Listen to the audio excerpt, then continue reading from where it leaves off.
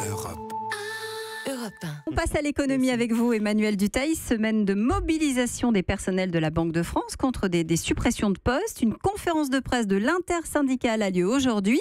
L'occasion évidemment de se demander, mais au fait, ça sert à quoi la Banque de France ? Alors je sais pas quel est votre premier souvenir avec la Banque de France. En même temps, c'est pas ce qu'on note dans un cahier.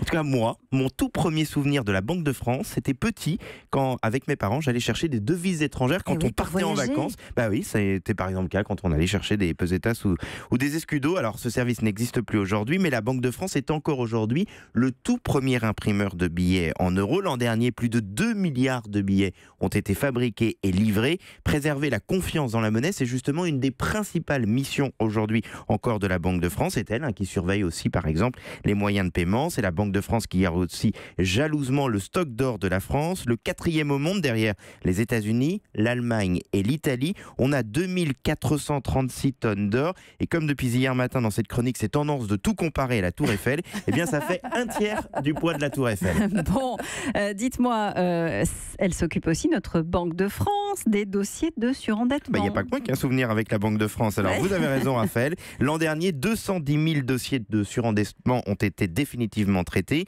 Elle fait aussi de plus en plus de pédagogie sur l'économie. Elle est en soutien des entreprises.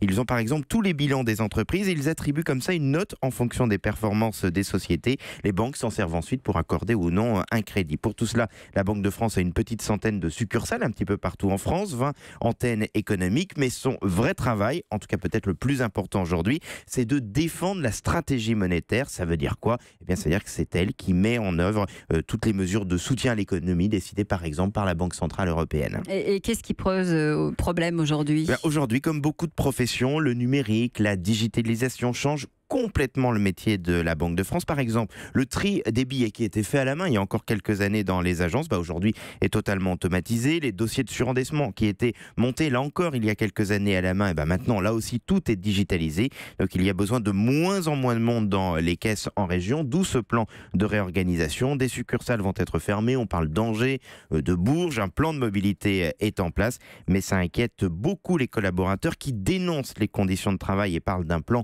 à marche forcée. Ils craignent d'être moins en phase avec les territoires, d'où cette grande semaine de mobilisation. On verra ce que ça donne évidemment. Europe 1.